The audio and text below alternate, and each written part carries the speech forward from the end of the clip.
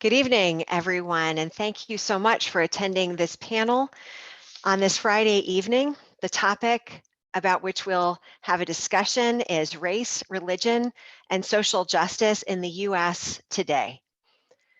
As we begin, we'd like to introduce the panel that's gathered for the evening, and I'm privileged to introduce my colleague with whom I am co-facilitating this panel, the Reverend Dr. Marilyn P. Turner Triplett.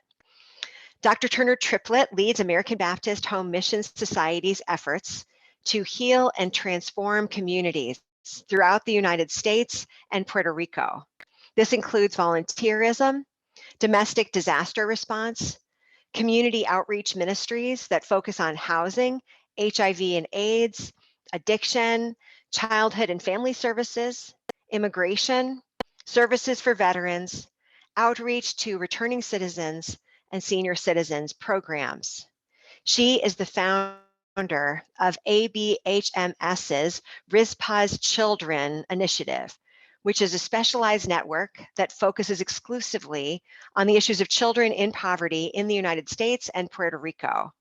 She is the author of the award-winning book, Justice for RISPA's Children. Dr. Turner Triplett will now introduce the rest of the members of this panel.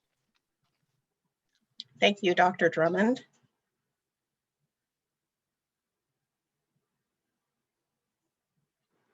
Dr. Paulette Dillard, the 18th president of Shaw University, has a rich teaching history that includes having taught biology for over 20 years at various institutions. The Board of Trustees made her appointment to president permanent in 2018 after she served as interim president for a year.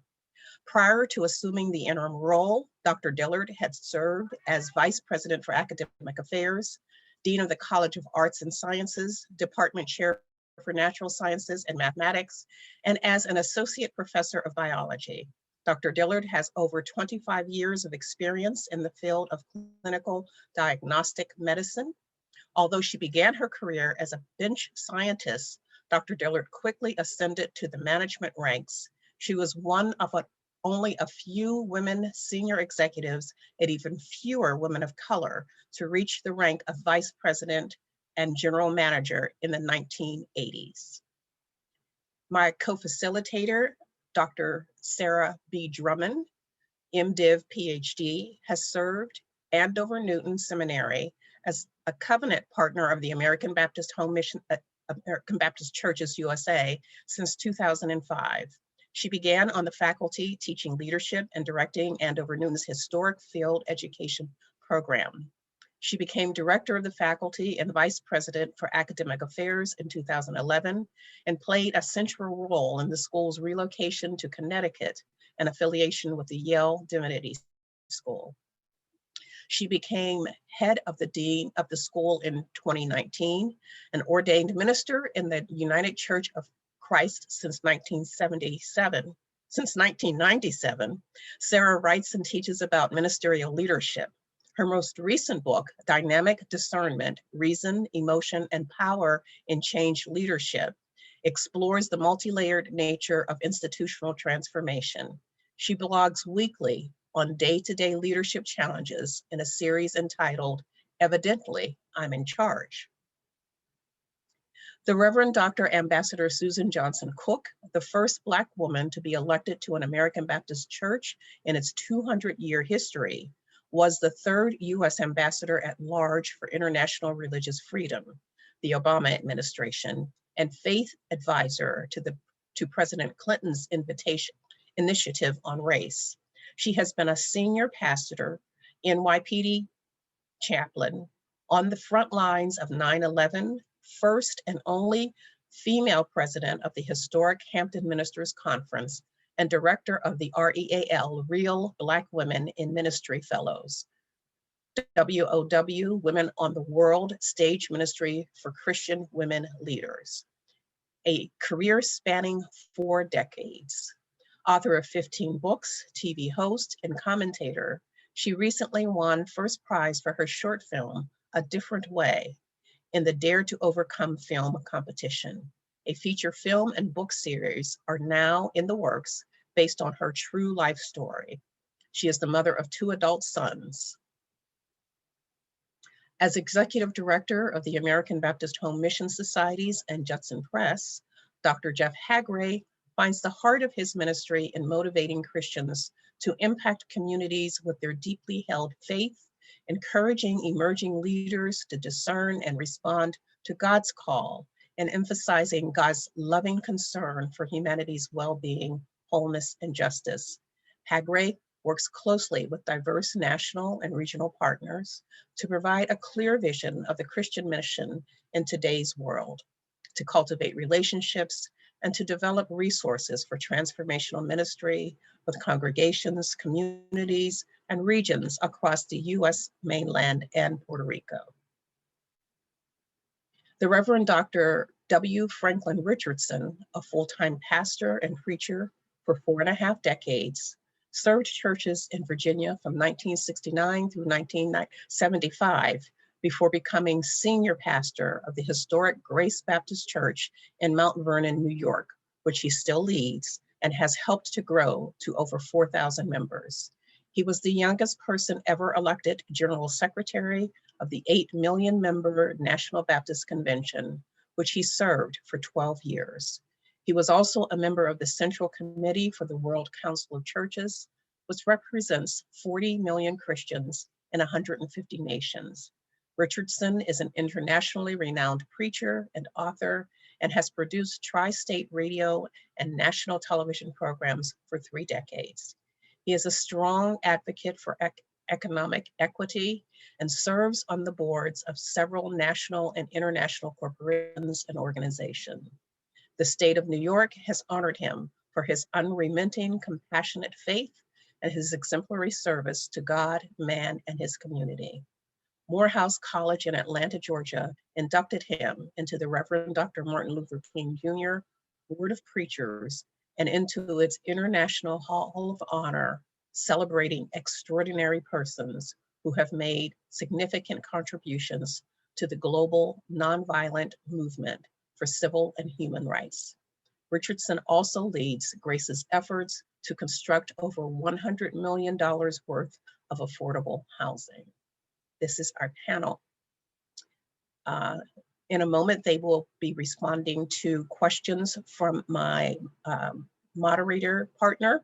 We ask if you have questions to place those in the Q&A area of your chat. Q&A, thank you. Thank you, Dr. Turner Triplett. We have an exciting panel, and what really enriches this opportunity is the fact that everybody on the panel has a different perspective, a different point of view when they look at the landscape of our culture and our society. The topic, as you know, of our panel is race, religion, and social justice in the U.S. today, and the topic is vast. But our hope is that through the eyes of all of our colleagues, we'll each come away having seen something new. Our first question is one I'll pose in just a moment. I'd like to instruct our panelists. What I intend to do is simply ask the question one time and ask each of you not just to answer the question, but then to tap one of your colleagues to go next. That way we'll maximize your voices and give you the chance to not just to work together, but pick on each other a little bit and make sure that we keep the conversation moving among you. So here is that first question. Please tell us a little bit about yourself and your background as relates to the perspective you bring to a discussion on race, religion, and social justice in the US today. I'm hopeful that Dr. Hagray could go first, answer the question, and then pass that question along to one of his colleagues on the panel.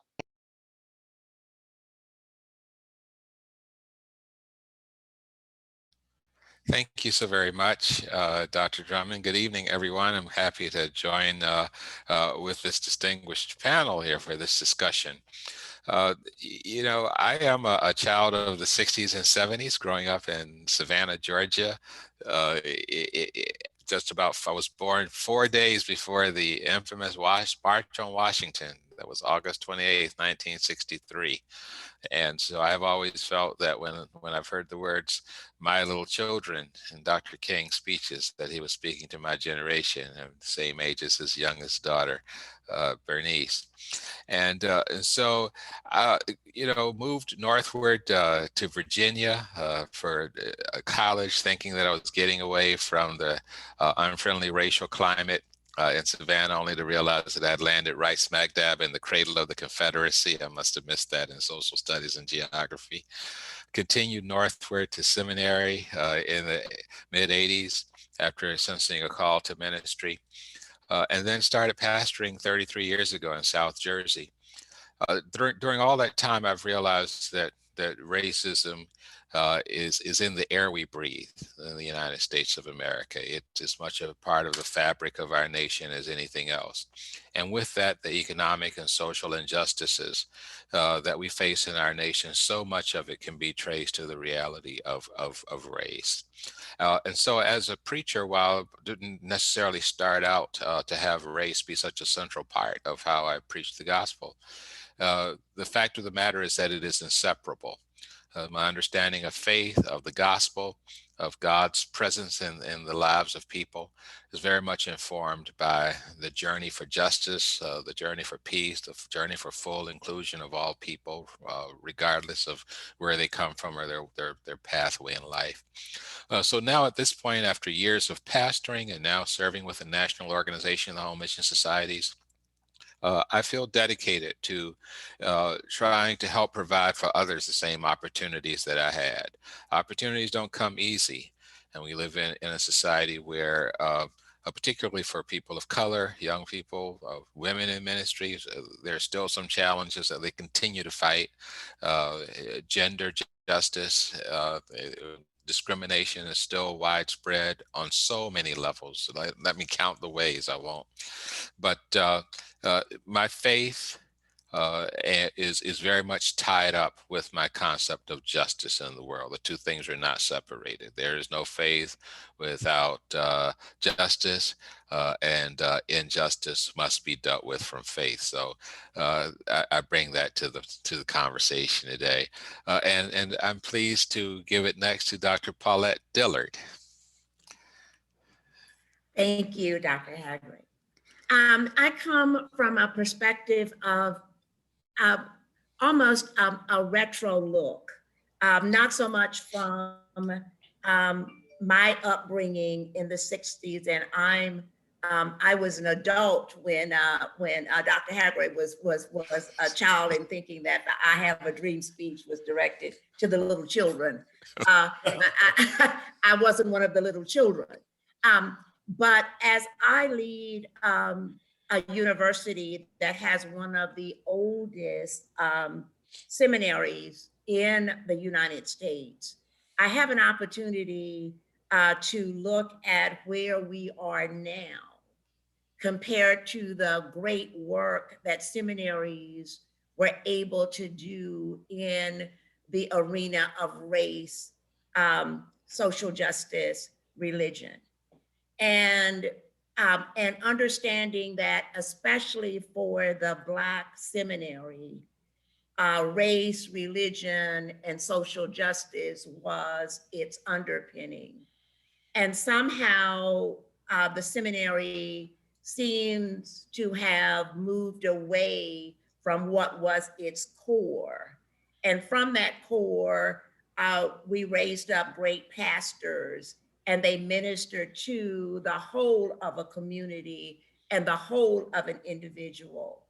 And so having the opportunity to lead a university with an incredible divinity school, I have been reminded of how critical that work is today. And how do we recalibrate the training of pastors for pastoral ministry to a hurting, nation in the midst of pandemics. And all of a sudden, we've long said that the church was not the four walls and being able to be, in fellowship. although for many of African Americans, that is the core of what keeps us going. And when that cannot happen in the midst of a pandemic, it reminds you of what it must have been like when you could not openly meet, gather, and worship as a people. And we're there again. And now we have to pull together individuals that are serving on panels like this to address the issue of how to minister in the new world in the midst of a pandemic. And it is going to require that we minister to the whole person. And if there is not a core of faith and hope, the battle is almost insurmountable. And so I am I'm not starting, but in the midst of having that come together on a university campus. Shaw University created the Center for Racial and Social Justice in July on the heels of all of the things that are going on in our nation. And so it's almost like we are going back, and we will be using the great resources of the writings of Dr. W. Franklin Richardson, Dr. Martin Luther King Jr. We have our own Ella Baker story.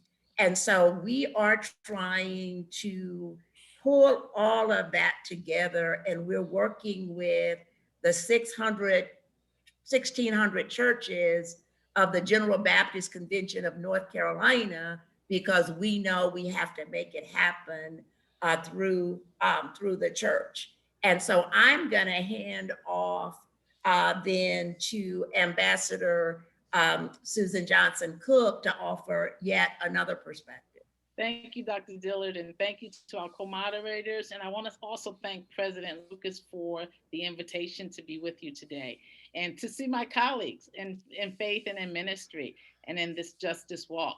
I am what I call a FED. I'm a faith leader, an entrepreneur, and a diplomat.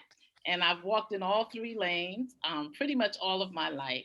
I was born into the civil rights movement.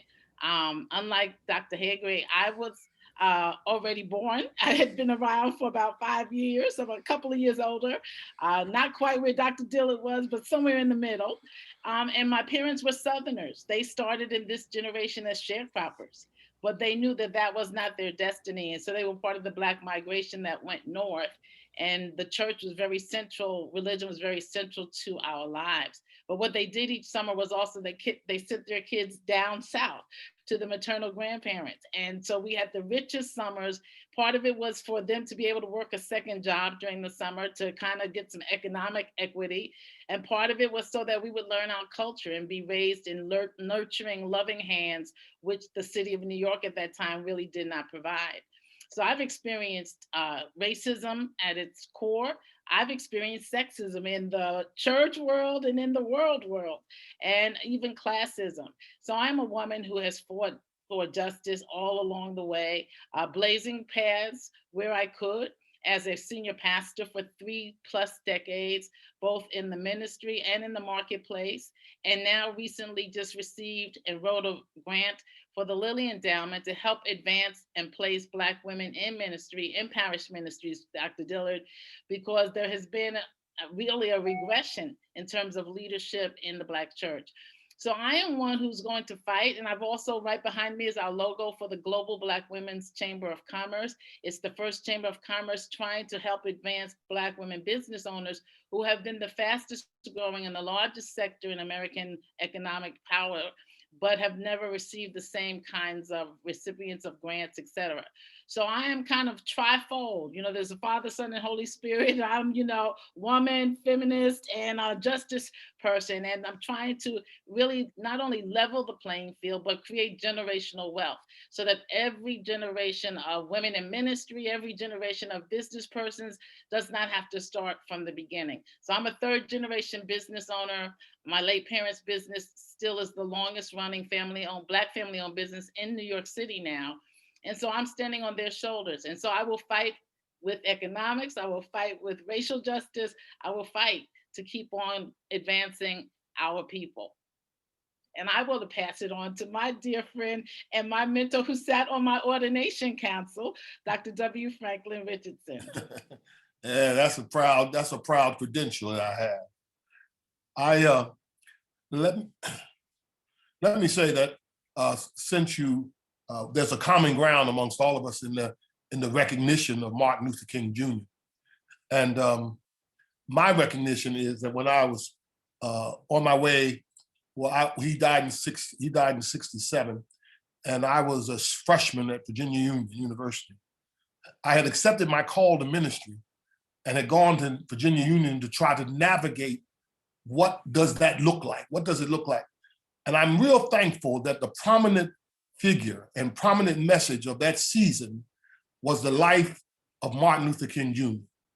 He brought a respect to the social gospel and a relevance of the social gospel.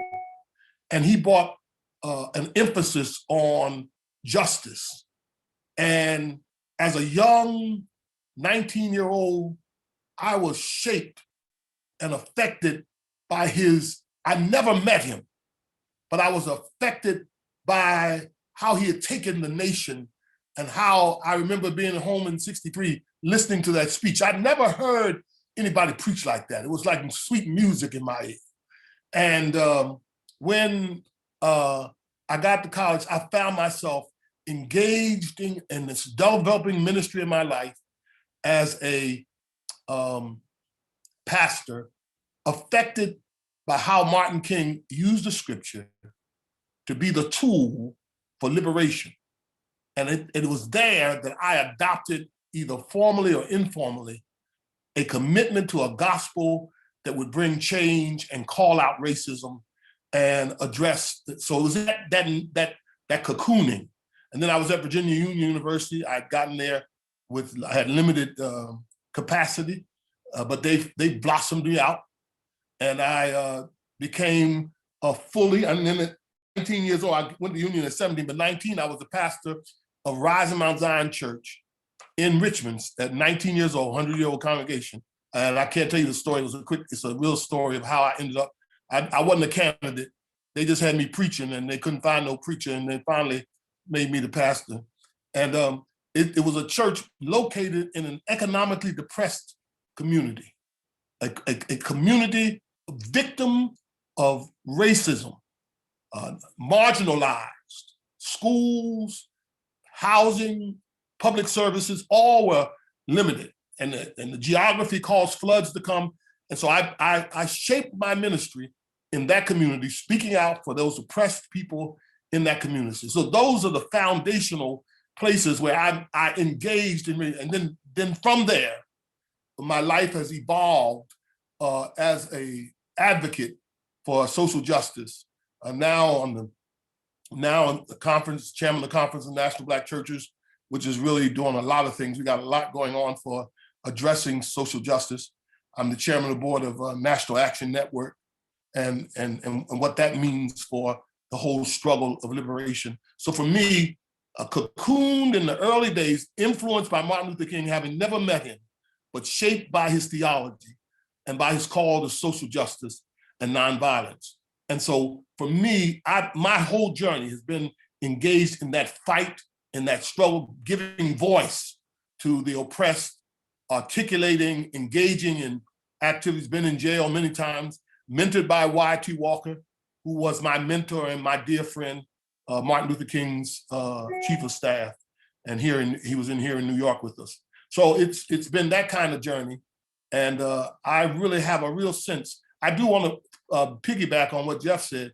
I have a sense that, and Dr. Dillard as well, the whole issue of racism is a extremely relevant issue today. Racism doesn't have a cold, it's not in the emergency room, it is not even sick. It is alive and healthy in America. But at the same time, there are two dual tracks. There's the track of those of us who have seen change and who believe in change and will fight to continue change. And then there's those who want to go back to what it used to be, they're the ones, we march in the street for justice, they march on the Capitol for insurrection, because they want to, they're afraid that we're going to succeed, that we're going to create a nation where all people are equal. They're afraid that they're going to lose privilege and white dominance. They're really afraid. That's fear that took on the insurrection. And so we're in a special place. We're in a place where these tensions have our nation at grips. We're caught in the pandemic. We're caught in the challenges of economics. We're caught in the need to restructure our society, because racism in America, no one person represents it. It is systemic and on automatic pilot. Nobody has to do anything. If nobody does nothing, racism will continue to be active and vital, because it's its own perpetuation. It perpetuates itself. We have to be committed to dismantling racism in America through our educational systems, through our economic issues, and through our working with each other beyond color to embrace a vision of a world that is yet to be. I pass it on. Dr. Richardson, I want you to continue with your thought, because our next question relates directly to your new book, Witness to Grace. So what we'd like to do next is move to asking the panelists to turn the lens more on their own leadership. Each of you is serving in leadership in a really different context with vast responsibility. In Dr. Richardson's work on the topic of grace, he explores what God's unconditional love has to do with the work that we do. And since he literally wrote the book on the topic, I'm going to ask Dr. Richardson to go first in talking about the role that grace plays in his ministry. And then we'll continue the pattern of Dr. Richardson will speak and then pass it on to one of his colleagues. Well, the book, Witness to Grace, is really, it's not, there's a duality in it. First of all, I do talk about grace in the narrow sense, which is the sense of salvific grace, the grace of being saved from our sins and but I also talk about grace in the large sense, in the sense that grace is an inheritance of our humanity. Whether you have religion or not, everybody is the recipient of grace. The very foundation, and when I say that, it means that all of us are the beneficiaries of things we did not, or that are not the result of our work or activities. We as human beings, nobody bought the sun, nobody bought the moon. There's anthropological grace. Your best person you know, your mama, your brother, you didn't buy them. All of them are gifts of grace, the very energy that you use to do whatever it is you do in a career, the mind capacity, all of that is a gift of grace. And so a person doesn't really have to be religious to understand that the contract of my humanity brings me favor. And when you understand that you have inherited privilege and opportunity, it takes and provides you with an optimistic outlook on life. It's hard to be mad when you're in touch with grace. It's hard to feel cheated when you accepted grace.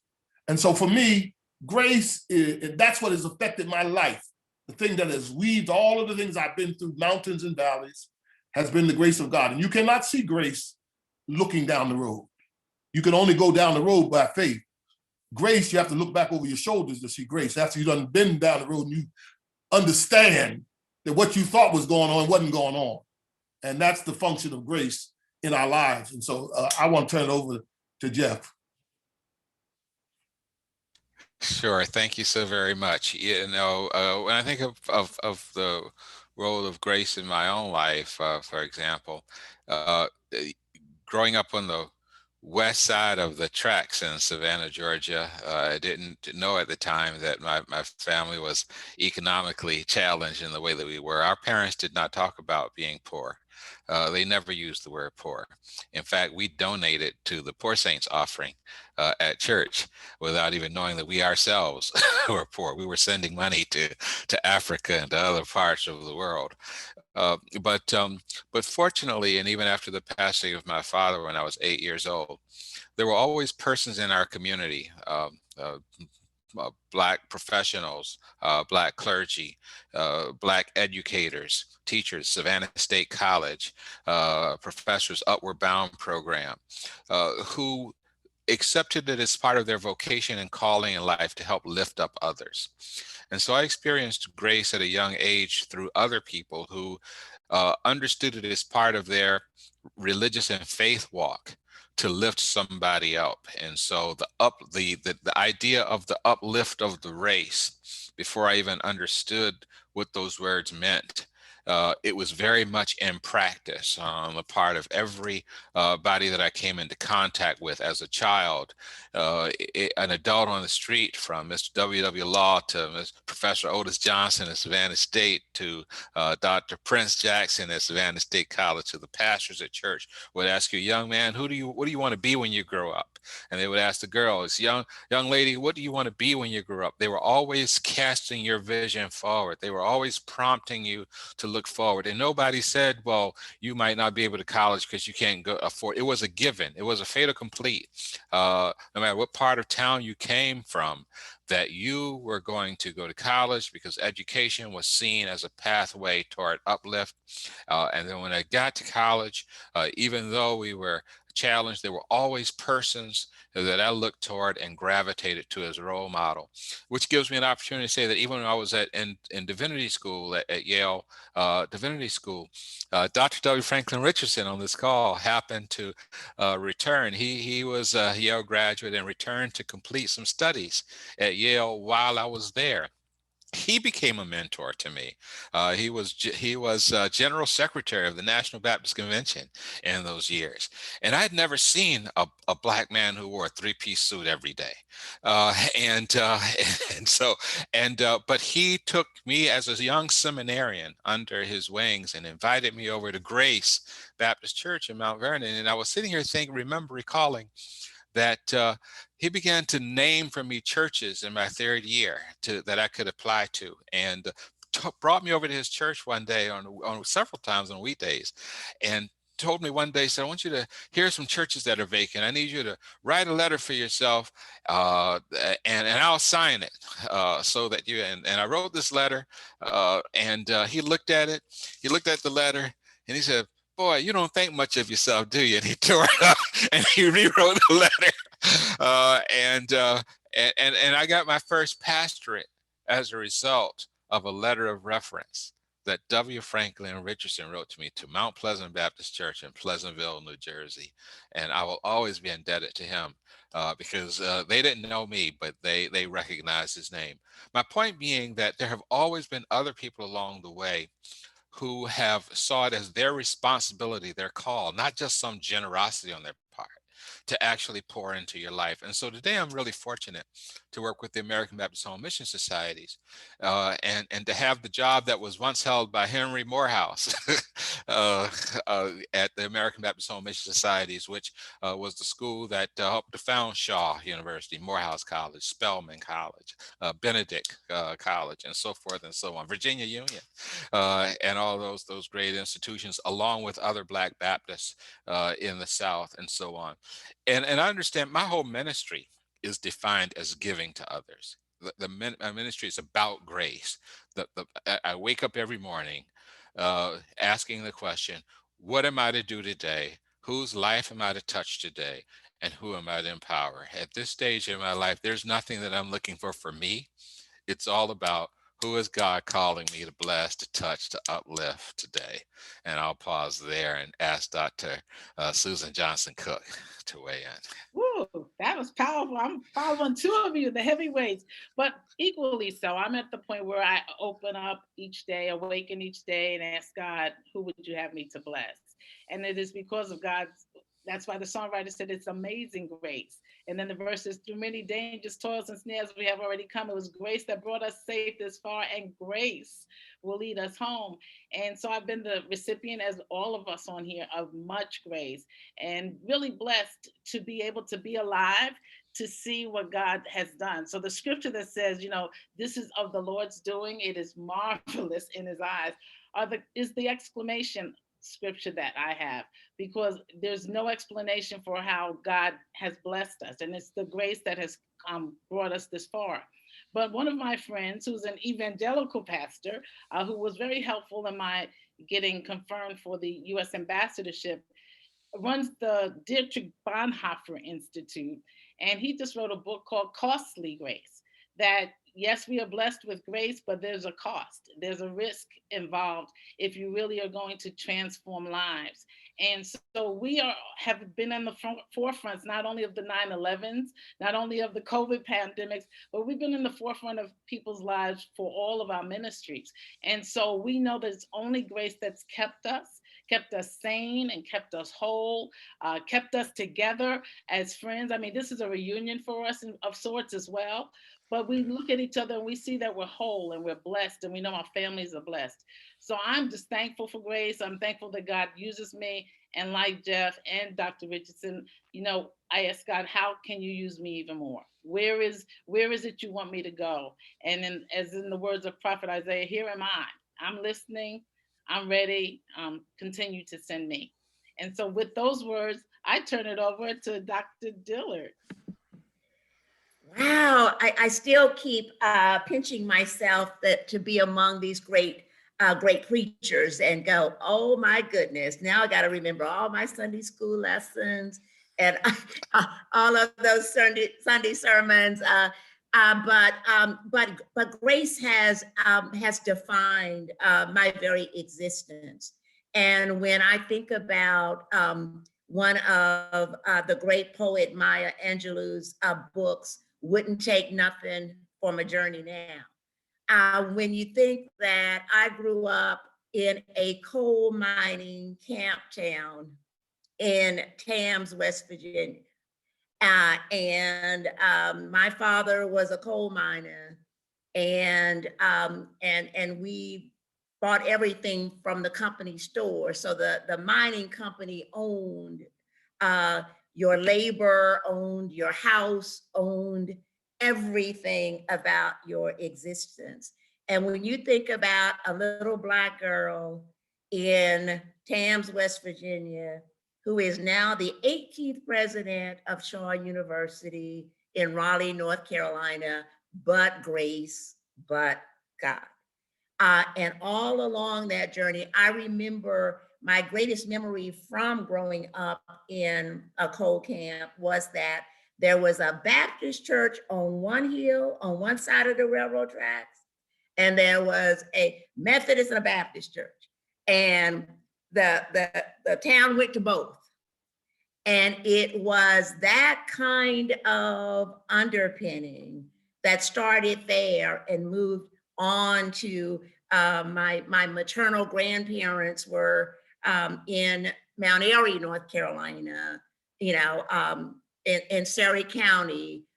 Very few African Americans in that city. In fact, Mount Airy is the town on which the Mayberry RFD series was based. And if you remember on all of that series, you never saw, any Black people in the town. And so I grew up in that surrounding, first generation college, and have always had, incredible faith and grace.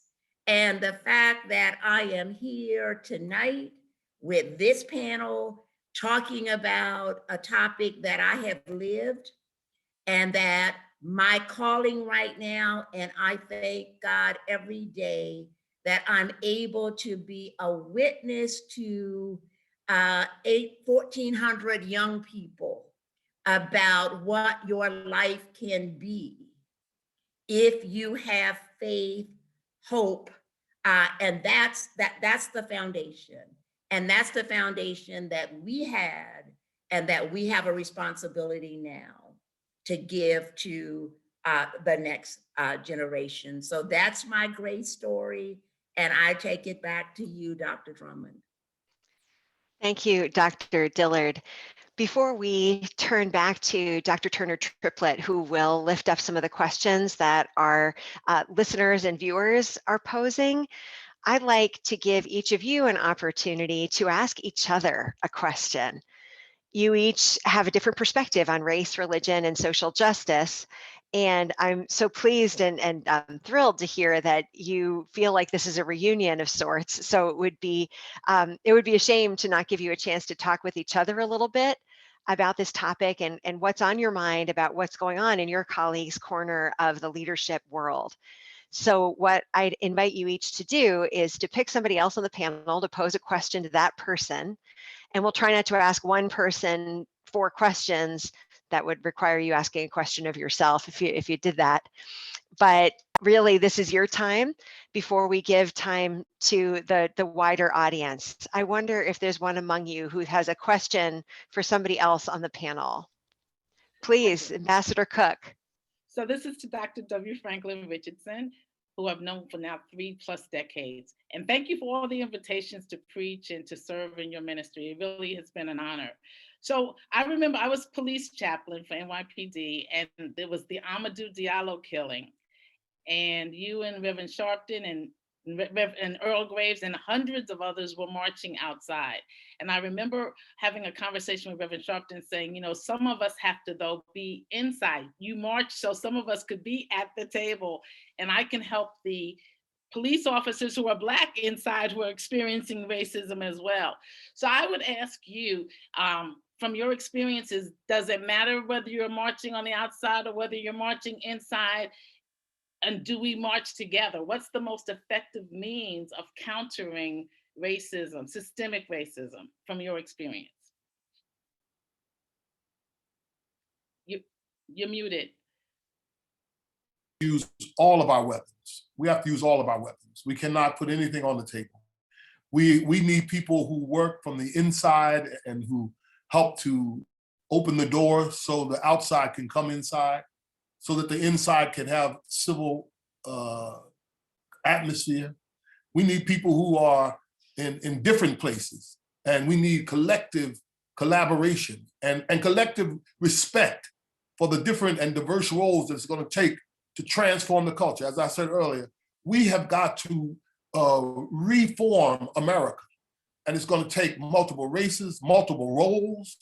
And so I certainly think back in those days, Y.T. Walker and Reverend Sharpton and I were the first ones to get arrested.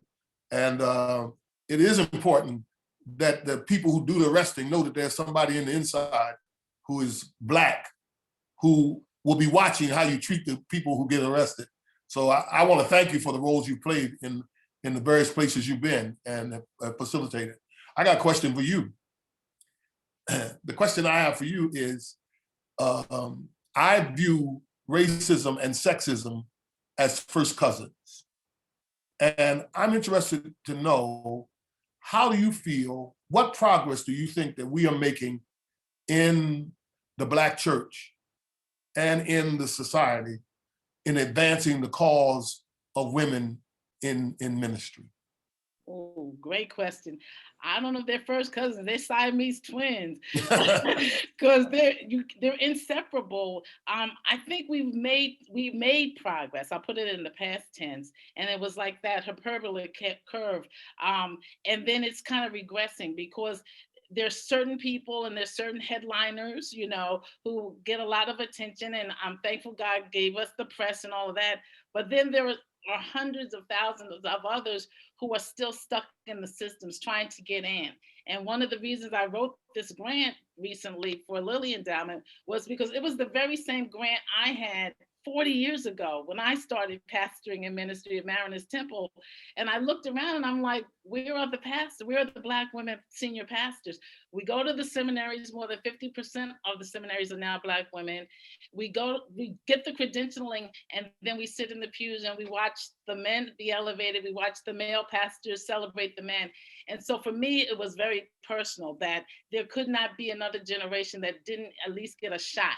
And so we have 25 Black women senior pastors who are pouring into mentoring 25 mentees, but their role is not just to pour into them, it is to make a way for them. You introduce them to the bishop if you're in a connectional church. You take them to the general conference and say, this is a person who I can put my stamp on, just like you guys did for us. And so I think we still have some work to do, and we can't get caught up in not seeing that there's still a problem amongst us. And as many as can be at the table, it's important for all of us to be there, men and women, sitting in partnership. And so that's my thought for today. I think we still have a ways to go. I'm not bitter, though.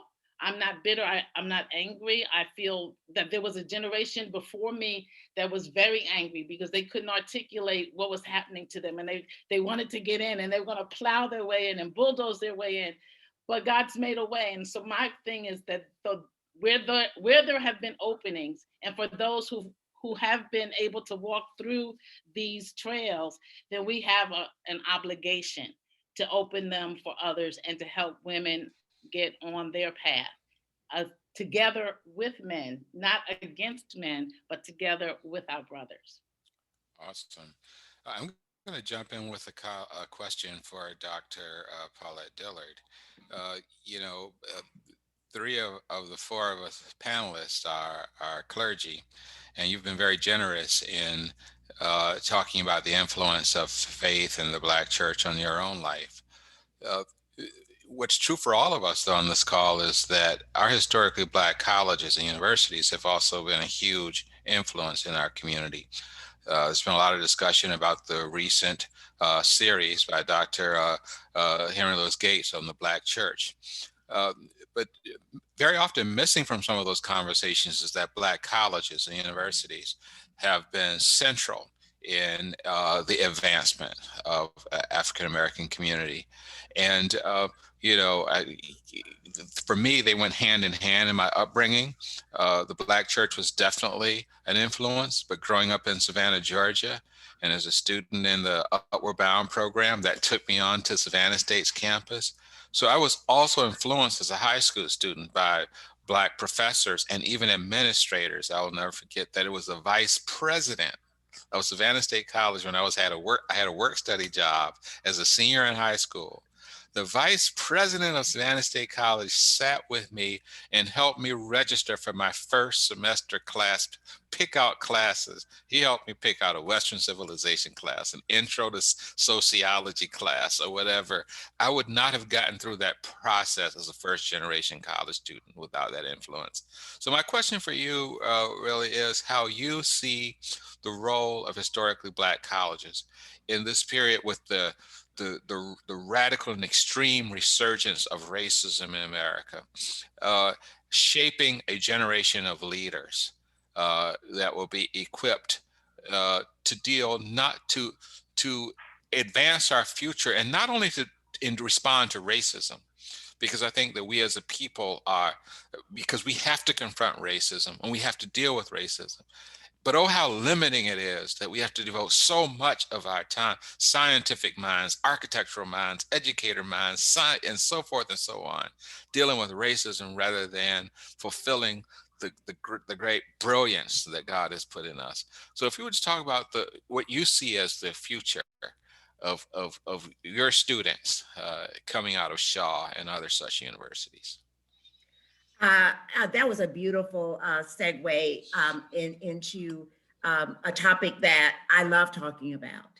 Historically Black colleges and universities have never been more relevant than they are today, because on our campuses, we can focus on being great scientists and being great preachers, because you don't have to worry about that if something in your environment is threatening to you.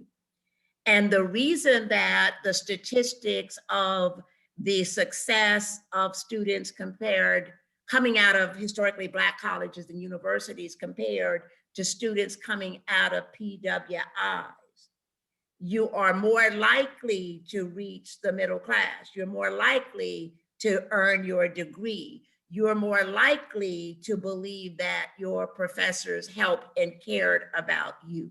And so there's something about being in an environment where everybody believes that you are great and you will be even greater. That is the antidote for much of what is happening in our nation. And the travesty, though, is those institutions need a great deal of help. The lift is significant to continue to educate a generation in the way that they need to be cared for.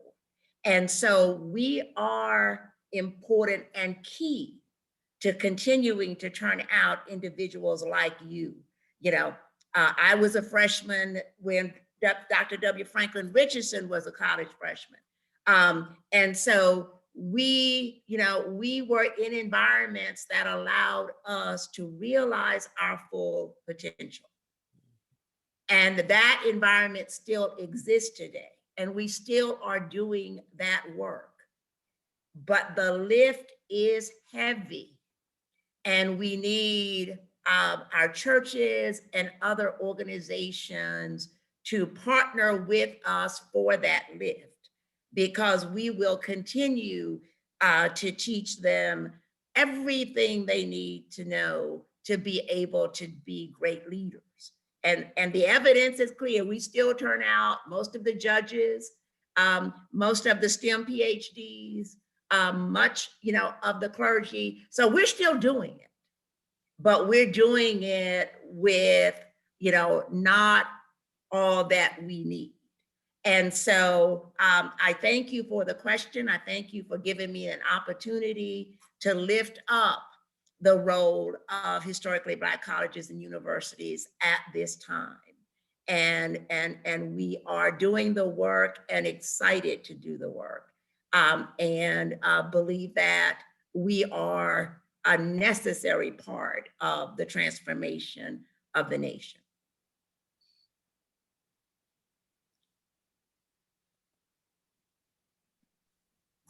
Do you have a question for Dr. Hegre? Yes, going back to you. Tell me about your experience in Yale Divinity School, for your graduate training. What was it about Yale that you decided to go in that direction for, say, your graduate degrees in theology versus Howard or a historically Black seminary, and what would be your advice to young people who get their MDiv at a Shaw, and then they're looking to do additional study? What is the wisdom that you would give them as they make the journey? Sure, certainly. Thank you so much. I think my decision to go to Yale is a reflection of just how much undergraduates are influenced by faculty in the undergraduate setting and by their institution. Having gone to a predominantly white undergraduate school at the University of Virginia, I was heavily influenced by the chairman of the religious studies department then, who was an African-American, Dr. Nathan Alexander Scott Jr., who is deceased now, but had a huge impact on my life. He, by the way, actually started his career in the 50s or somewhere thereabouts as a dean of the chapel. He followed, or the 60s, he actually followed Howard Thurman as the dean at Howard University Chapel, Rankin, before Dean Crawford went there. But at any rate, Nathan Scott, who had gone from Union to University of Chicago to now was chairman of the religious studies department, was somebody who became a role model for me, and I gravitated toward him. And himself, having traveled those trails of Union, Columbia, Chicago, and so forth and so on, I asked his input. He suggested Yale, Harvard, University of Chicago. And I've always been influenced by mentors. As a young man who lost his father at a very age, my father at a very young age. When I found somebody who took an interest in me, and they gave me direction and I trusted them, I followed their advice. Case in point, when I got to Yale, and I shared the story of W. Franklin Richardson becoming a mentor, and I looked up to him. And I was a candidate for two positions. One was at a small black church in South Jersey, and the other was as youth pastor at the Riverside Church in New York City. And both offered me a position at the same time. Franklin Richardson asked me, I don't know if he remembers this, he says, now clarify for me what it is you want to do long term. And I said, well, I want to be a pastor. And W. he says to me, he says, well, you know, if you want to be a pastor, first of all, the first church that offers you a job, take it, period. Just take it. They offer it to you, take it. He says, but now that you're dealing with both Yale and Riverside, I would suggest both the Black Church and Riverside Church, you may want to consider the church in New Jersey, because if you want to pastor a long time, so a lot of Black folk ain't gonna know what Riverside Church is. That's not gonna, but the Black Church, they don't even have to know the name of it. It can be a small church, but that step will position you more than anything for your lifelong career and so forth. And so I follow his example. But the decision to go to Yale Divinity School was very much a function of the influence of a mentor during my undergraduate years who made that recommendation for me. And I was clear that I wanted to prepare for pastoral ministry. That said, however, my best friends and colleagues across the years since Divinity School have come from a wide diversity of seminaries, including Shaw Divinity School, Howard. My second pastorate was in DC, and I pastored for 22 years in Washington, DC, and often spoke on the campus at Howard Divinity School, Morehouse School of Religion, Virginia Union, Proctor School of Theology at Virginia Union. And so I think that a student can get a high caliber education at any institution they choose to. It's based on how well they apply themselves. The Yale experience was one with a very, Yale Divinity School experience was one with a very heavy influence in those days on the academy, so that a lot of people were preparing to be PhDs to teach in departments of religious studies and other places. And so you could graduate from Yale, and a lot of my classmates then went on to become PhD students in religious studies program and to teach elsewhere. So I feel that I got a good high quality education, but I would say to a student to aspire to that school where they feel that they can get the training they need for ministry. And I don't think that a predominantly white institution is superior to a historically Black divinity school in any way, shape, or form. Thank you. Thank you for talking with each other and letting us all have the great privilege and joy of eavesdropping on your conversations. I'm now turning the microphone back to my colleague, Dr. Turner Triplett, to lift up in these remaining 15 minutes some of the questions that we've received from our viewers.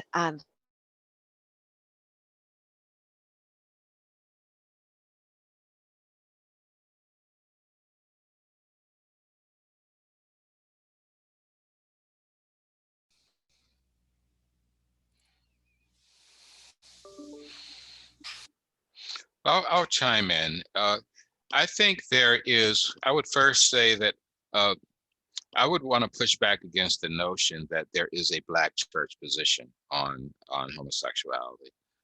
My own experience and my observation even to this date is that there is a very wide divergence of opinion in the African American church, always has been, on homosexuality. And if the truth be told, I think there's far greater discrimination in the white church, the Southern Baptist, the United Methodist. We have seen more white churches be torn asunder through statements, through actions, through passing, and so forth and so on, than there is in the Black church. And unfortunately, I think there's so much of Black church ideology around discriminating against other groups is a function of kind of the psychological chains of slavery and mimicking the theology that we got from the missionary Baptists and the missionary Methodists and the other groups. Ultimately, I think we have to realize that freedom and liberation and justice for our people, that we need it for all people. And that the lessons that we take from the struggle for freedom as people of color, it is the same struggle for people of diverse gender orientations. I don't think that the Black church is a static institution. I sit in on a lot of conversations where the Black church is actually put down for having a narrow point of view, and I don't always speak up, but I actually don't think that the Black church is exceptional with respect to discriminate. We are in a discriminatory society in America. And I think that the Black church has not been a leader or at the forefront of discrimination. That said, however, I believe that there are generational transitions that are occurring. There's risen a whole new generation of a generation of Black preachers and women and men from various walks of life who are doing their theological process work and are grappling with the issues of full inclusion. And so I am optimistic that the Black church will find its way toward full inclusion. I believe we're being pulled and pushed in that direction. I agree with you, Jeff. I really believe that the problem that the Black church has with the inclusion, gender inclusion, is primarily a struggling with the traditional theological model that has been put on the church. Because at a practical level, I have witnessed and seen extraordinary compassion demonstrated towards homosexuals in the Black church.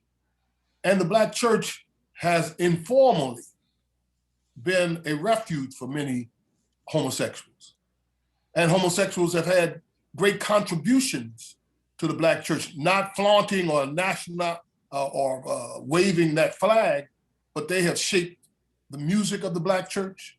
They have shaped, and many times they provided sermons and preached in the Black church, not openly and so forth, but there's been an undergirding place where people who have been denied have found comfort in the Black church. And as you speak, Jeff, it is evolving. The next generation, my children, your children, children to come from in the future, they're not going to be having the same kind of prejudices that we have. My grandchildren grow up with a different tolerance level or a different affirmation of the value of people, and I think that that's very encouraging. And I think we made progress. And as you said, no one person can speak for the Black church. Nobody can say what the Black church speaks, because Black church is a diverse entity, probably one of the most diverse entities in the world, the Black church. But what categorizes us is that Blackness is such a burden in American society. And that's why we get called the Black church, because that's the overwhelming misuse of our existence. And I just want to add, while others are thinking about chiming in to that I think to the degree that the Black church has been slow to exercise, and it's going to sound like I'm blaming others or throwing others under the bus, but I do think it's a part of the larger psychological dysfunction that we inherited through plantation religion. Black folks were trained to think that, this is bad, same gender loving is bad. He didn't come up with the idea. And I think that Black folks who spent too much time listening to conservative Southern plantation religion and deciding what was wrong. And when we've spent so much of our history, that life is a problem to be solved. You walk, you do this, you don't do that. You do this, you don't do that. And one would think that given our heritage of Black theology and liberation theology, that as a church, broadly, we would have come to this inclusive thinking a lot sooner than we did.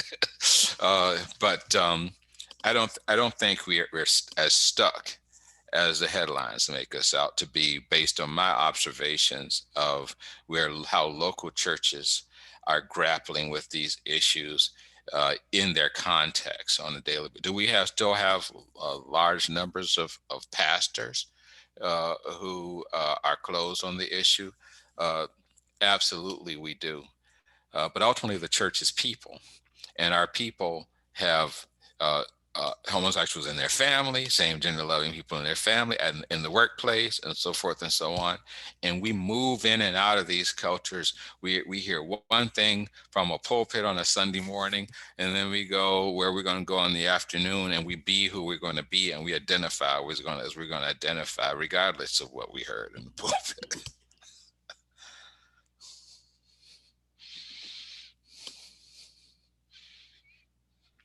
I'm going to move to another question, just so I think this will be the last one that we actually have time for. So let me pick one. On January 6th, the United States Capitol was attacked by seditious conspirators who sought to disrupt the constitutional process of certifying the US 2020 presidential election results. Considering the circumstances of the January 6th Capitol riots, do you believe white nationalists influenced the events of the day? And if so, how do you counteract this movement and ideology that espouse white supremacy? Ooh. Well, yes, I do think it was white nationalists. And I think the conversation tonight is how we, dispel them. We are talking about a lifelong commitment to ending racism and ending white supremacy. And so the way that we end it is we continue to do what we're doing. It's not just the conversation tonight, but it's the work of advocacy. It's the work of marching in many cases. It's the work of having legislators who have our interests represented at the table, even though they too were attacked. It is about having and supporting a presidency now of a Biden-Harris, that we said we want you in, then we have to support them. One of the things we have done historically is we get people in and then we talk about them. We find everything that's wrong. And my thing is, we elected them, let's support them. And we do that in many ways by doing what we do in our lanes well and building back this nation the way we need to do it. So that's how we dispel it. But yes, there's no doubt at all that it was white nationalists, and they need to be dealt with. I think it's a reaction. It was a reaction to the 8 years of Obama. I think white racism. It's not unlike what happened after the Reconstruction, post-Reconstruction followed Construction, and white insurrection followed 8 years of Obama. And not only did the insurrection was the pivotal point, but the 4 years following Obama was a whole season of white supremacists taking advantage, responding angrily to the fact that a Black man had become president for 8 years, who had a spotless reputation. And they really fought, and it's all captured in the theme of the 4 years. Make America great again. Make America back like it was before people of color took on responsibility and leadership. Make America back like it was before Black people could live anywhere in the country. Make America black again, where you could not have Blacks in places of responsibility in corporate America. That is what has been the song of the last 4 years, and it reached an apex. And somebody said earlier today that racism has resurged. It has never gone away. it has been buried. It has had ups and downs, but it has never gone away. And we saw it surface in the 4 years, and it surfaced as a last grasp, a desperate grasp to prevent any further progress of people of color in this country. And I would just add to that, you're so correct. The challenge of systemic racism is that anyone in the system is affected by it. So even serving as an ambassador under a Black president, the people who were mad at that, who were inside the system, if they couldn't get to him, they were gonna make sure they got to me. So that's the thing of systemic racism. We think when we elect someone who looks like us, it's gonna be all over. Actually, it deepens because the people who hate Black people just intensify their attacks. And so to your point, yes. And then on top of that, you have 4 more years of someone who just really hated him. So we are the recipients of all of that. So the insurgence was going on prior to January 6th.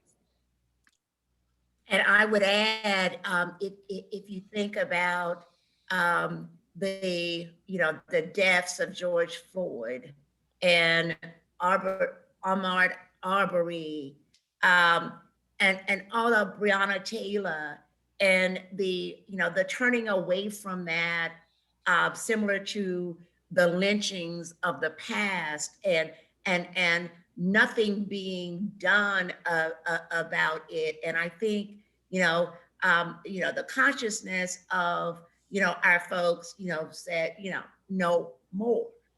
And so when that seemed to work also to incite white nationalists, because Black folks were marching in the streets and saying, you can't not call our names, you cannot do this. And nothing seemed to have been stopping that. And I think the whole idea that as Dr. W. Franklin Richardson has said, that we are losing control of what we believe is, our right, to enslave others, is the heart of what happened on January the 6th. And it cannot be characterized as anything other than white nationalism. And I might just add to what has been said, that one, listening to my colleagues, it may well be that the first insurrection, that what we saw on January 6th was the second insurrection. The first insurrection was November 3rd, 2016, when Donald Trump was elected president the first time. That was an insurrection. And the devastation that we felt as a nation, when the largest number of Americans rose up to vote for a man whose misogyny, whose racism, whose his feelings toward immigrants, the hateful, mean things that he said about Hillary Clinton, his narcissism, and so forth and so on, that America chose Donald J. Trump to be president of the United States. November 3rd, 2016 was an insurrection. And we lived with the damage, the violence, and all of and as a nation, we're still recovering from what I call PTSD, post-Trump trauma, post-Trump stress disorder as a nation.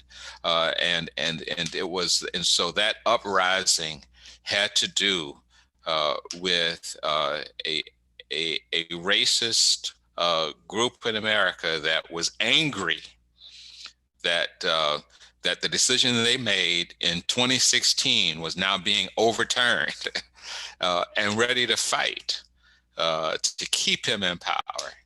And so we're in a bad way with respect to that. And we believe by faith and by ongoing struggle, and by taking a stand, that we shall overcome. What a concept. We're singing that again. We really want to take an opportunity to say thank you once more to our panelists. This has been a rich conversation. So Dr. Franklin, Dr. Dillard, Ambassador Cook, Dr. Hagray.